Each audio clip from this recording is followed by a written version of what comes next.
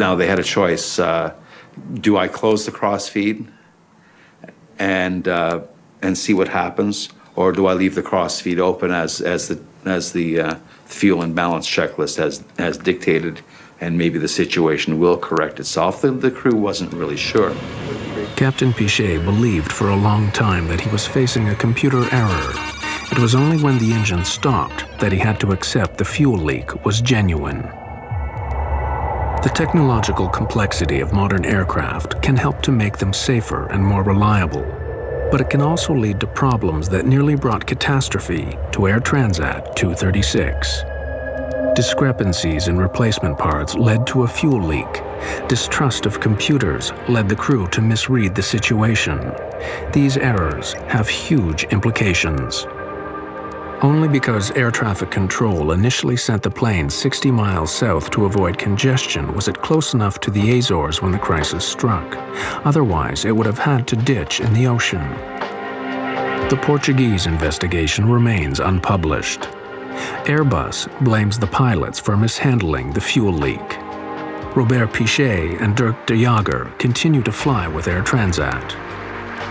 In August 2002, they received one of the highest honors of the Airline Pilots Association for the longest glide ever accomplished in a passenger airliner.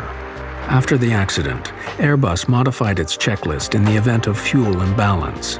From now on, the computer checks all fuel levels on board against the flight plan.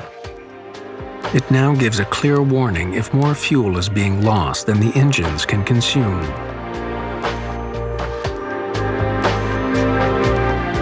Rolls-Royce has reissued a service bulletin alerting all its clients of the incompatibility of two almost similar parts.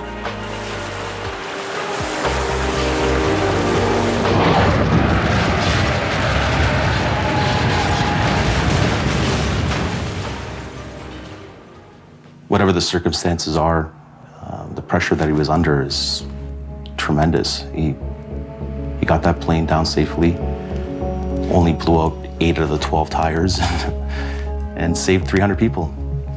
He saved 300 people's lives.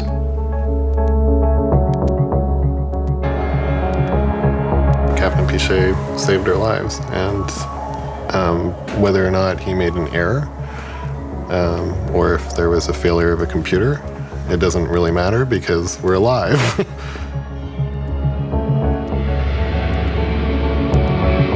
Do I think he's a hero?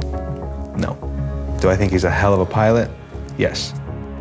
Thank God the islands of the Azores were there and basically saved our lives. But if that fuel pump broke 5 minutes beforehand, we would have ended up into the water, and I probably wouldn't be here to tell the story.